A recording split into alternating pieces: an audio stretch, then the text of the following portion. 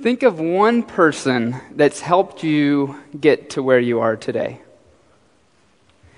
Think of somebody that's encouraged you either throughout your life, or maybe somebody that inspired you, motivated you, gave you a pep talk at that crucial point when you needed it. You have that person in mind? Maybe it's a family member, brother, sister, parent, grandparent, coworker, boss, friend, neighbor. This is somebody that's encouraged you, that's lifted you up. They're truly a blessing in your life, right? So let me ask you another question. Are you that person for somebody else? Is there somebody else that could point to you and say, that person encourages me. That person inspires me. As Christians, we're called to intentionally encourage one another to become people of love and good deeds. This is one of our Christian opportunities and responsibilities and privileges to be people of encouragement. In a second, we're going to check out a video of one of my favorite people to get encouragement from. He's a 10-year-old boy on the internet who's made videos that have reached millions of people. And so check out this video right now from Kid President. We all need a pep talk.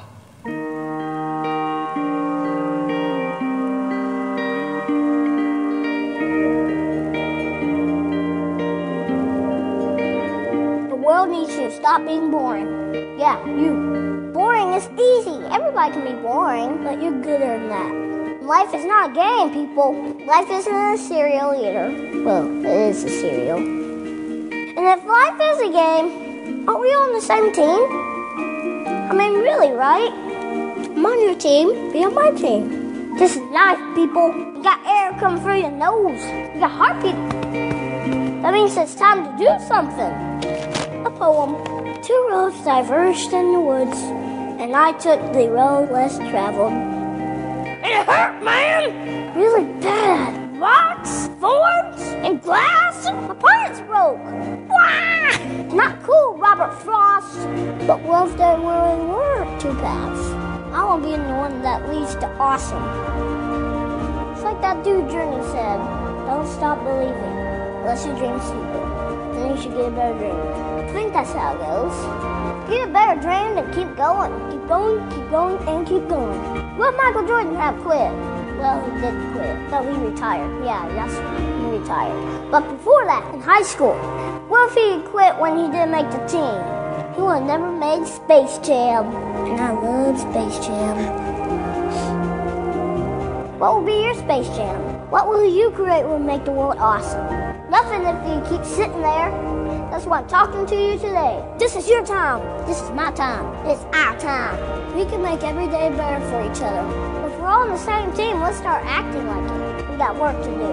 We can cry about it, or we can dance about it. We were made to be awesome. Let's get out there. I don't know everything. I'm just a kid. But I do know this. It's everybody's duty to give the world a reason to dance. So get to it.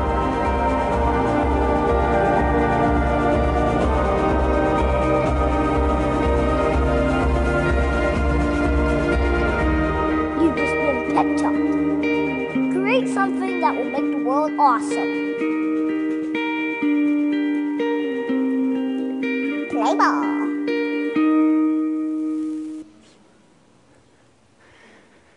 So Kid President encourages us to not be boring, to not stop believing, to all be on the same team. This little 10-year-old kid, I thought about just playing 3 of his videos and calling it a day, because he's inspiring. He makes videos that reach millions of people. That video right there has over 30 million views on YouTube. He's an inspirational person. But he and his brother-in-law started making these videos a couple of years ago. The Kid President, his name is Robbie, and he was 9 years old when he started making these videos.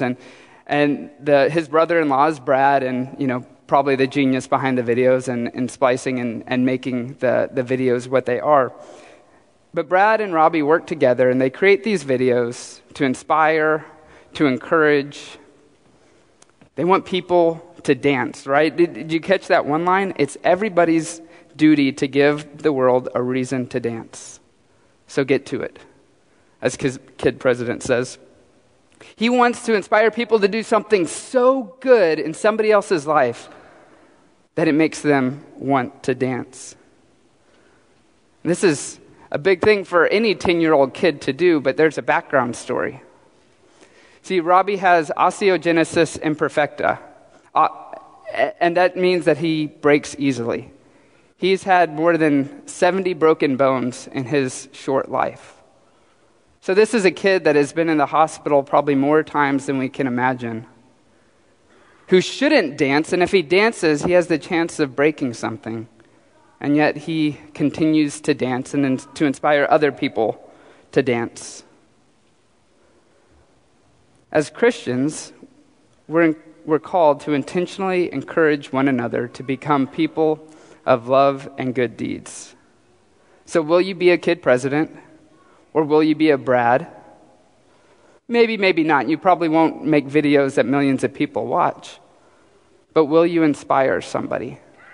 See, for Brad, initially, he wanted to help his brother-in-law who was struggling with his condition and really just to help him have a little fun, to let him know that he's more than just his medical condition. And so Brad inspired and encouraged this little boy, and now this boy and Brad work together to inspire millions of people. So what will your pep talk be? Who will you inspire to dance this year?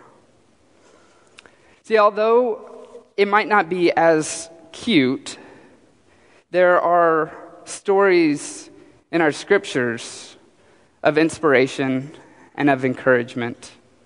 The Bible is full of letters from one group to another, inspiring people and encouraging them on their faith journey. In fact, that's how much of the Bible came together, because one faith group found encouragement from this letter, this song, or this story, and they clung to it. And it was passed from generation to generation as a form of encouragement, as a way to inspire the next faith community to keep going and moving forward in their faith. See, the stories in our scriptures are very similar to the things that Kid President was trying to inspire us to do, right? And really that's because those are God-given in the way that he encourages us to reach out to one another, to not do this alone. Kid President said to be on the same team, but really God has told us that we're not supposed to go through life alone, and we see that over and over again in the scriptures. But even at the very beginning, when God creates Adam and then says, it's not good for man to be alone, and he creates Eve. We are called to go through this life with one another, and when we're doing that, we need encouragement. So the book of Hebrews is one of the letters, one of the stories in our scriptures that offer encouragement. And there's a lot we don't know about the book of Hebrews. It's in the New Testament, but scholars debate on who the exact author was, and even on who the original audience was. And yet the truths that are in here and the way that it encourages the faith community has gone from the very beginning and made canon and became a part of our scriptures, because the truths that were true 2,000 years ago are still resonating with the church today. So I want to look at Hebrews today, just two verses. In chapter 10, verses 24 and 25. It says, "And let us consider how we may spur one another on towards love and good deeds. Let us not give up meeting together as some are in the habit of doing, but let us encourage one another, and all the more as you see the day approaching." In this passage, we're called to intentionally encourage one another to become people of love and good deeds. Think back to the person who inspired you, who encouraged you. Were they intentional in their interactions with you? Were they maybe even strategic? To really be encouraging means that we have to be intentional, we have to be focused, and we have to go out of our way to become people of encouragement. See, I like the words in verse 24. Let us consider how we may spur one another on towards love and good deeds. See, the author here is saying, let's think about it. You, me, this whole group, let's put our heads together and really consider this. Let's be intentional. It's not just love everybody and do whatever, and we're just going to try to do as many good deeds as possible.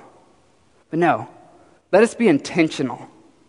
Let us consider, let us work together to figure out how we can make the biggest impact, how we can spur on one another towards love and good deeds. We've got to be intentional. I know with Kid President, and initially those videos were just for family and friends, but once it started becoming big and an internet sensation, Robbie and Brad had to sit down and really say, how can we be intentional with these videos? Are we conveying the message we really want to convey? And now they spend hours preparing and putting these together. They're very intentional as they try to encourage one another. This church and its ministries is extremely intentional. Projects like House on the Corner, Project Hope, hosting the Boys and Girls Club, or starting a new campus in Princeton. We were intentional about all of these. People didn't just say, hey, this would be a great idea, and start it the next week. But instead, groups of people bathed these ideas in prayer, and then strategic planning meetings, and then implementation meetings, and really working together to make sure that they had everything figured out as they went forward with these ministries. Let us consider how we may spur on one another towards love and good deeds. The ministries that make the biggest impact are the ones that we're intentional about. Really, in all aspects of our life, when we're intentional, that's when we see the best results, right? We're intentional with our New Year's resolutions. I'm sure some of you have created those and made those. And you have to be strategic, right? You've got to consider how you're going to get from point A to point B before we hit 2015. If your goal is to lose weight, then you're specific about what diet you want to do and your workout plan. If you're wanting to get your finances in order or get out of debt, then you sign up for financial peace, or you find a mentor or a book that will guide you through budgeting. But you're very intentional about moving to the next step. So can we intentionally encourage one another? Intentionality makes all of the difference. In 25, it says, let us not give up meeting together as some are in the habit of doing, but let us encourage one another. Let us not give up meeting together. See, we really don't know that much about this intended audience, and yet we know them, don't we? Because we sometimes give up meeting together, or we've got that temptation. We don't know what was going on with them specifically, whether it was persecution or whether it was just apathy in their faith. And this early faith community had possibly said, you know what, I like going and doing this whole Christian thing, but I can do it from my house. I don't need to get together with other people to be encouraged, to grow in my faith. I don't know what was going on with them, but maybe they decided it was more fun to be at the lake every Sunday than it was to be at church. Maybe they were so busy with their life and running from one place to another all throughout the week that whatever time the Christians were meeting, they just said, you know what? I just need a break, and I just need to pause, and I can't pencil in one more hour to be with people. Whatever it was, there was a group of people that was having trouble meeting. They were stopping, and the author here is saying, encourage one another. Don't stop meeting. We've got to encourage each other because that causes us to come together, right? We can't encourage one another if we're not together. And that goes back to that we were created for a community. We were created to be with one another. It's places like church or small group or Sunday school class or moms to moms where you come together and you find encouragement and you're spurred on towards love and good deeds. So for some of you, one of the most important ways that you'll be able to encourage somebody this year is reaching out to them. Maybe they've been a part of the group for a while. Maybe it's part of this service or another group you're a part of, but they've stopped meeting. Busyness or stress, anxiety, depression, something has caused them to move and pull away from the group. And so one of the most important things you might do in that person's life this year is reaching out to them and encouraging them to come be a part of this. So who will you encourage this year? For kid president, for Robbie, who was just a little boy with a medical condition that was keeping him in the hospital, he just needed one person to reach out to him, to encourage him, to laugh, and to dance. And that's made all the difference for him. As you thought about your person at the beginning of the sermon, that person reached out to you. And as I glance back at my life, I'm so grateful for the people who intentionally encouraged me throughout my faith journey. When I wanted to stop, they helped me press on. Who will you encourage this year? Because our call as Christians is to intentionally encourage one another to become people of love and good deeds. So what will your pep talk be? Or in Kid President's words, who will you inspire to dance? I want you to think about one person specific, one or two people that through 2014, you want to intentionally encourage them.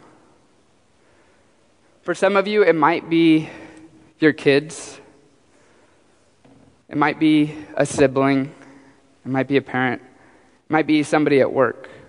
It might be somebody in your inner group that you should be encouraging on a daily basis, and then as you reflect on it, you find, I'm not reaching out to them in the way that I should.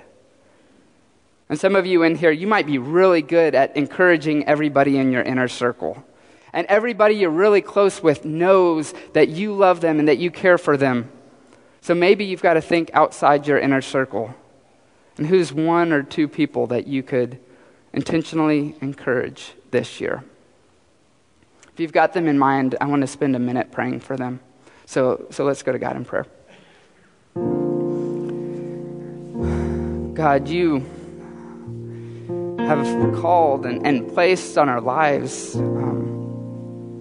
people that we can encourage. And God, so right now I pray for whoever you have put on our hearts, those one or two people that we can intentionally encourage this year, God, that we can reach out to, that we could set time aside to meet with them, that we can offer them words of affirmation.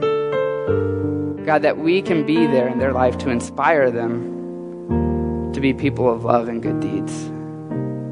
God, I pray for those people right now, and I pray for us in this room, God. We need encouragement from you.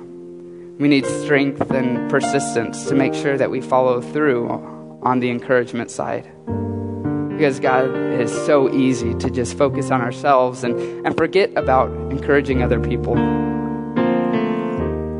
God, let us be people who intentionally encourage others. And so I pray for those people that we've lifted up today, God. I pray that the impact that comes from that will truly inspire the world to dance, will inspire the world to press on towards love and good deeds. We pray all this in the sweetest name we know, and that's Jesus Christ. Amen.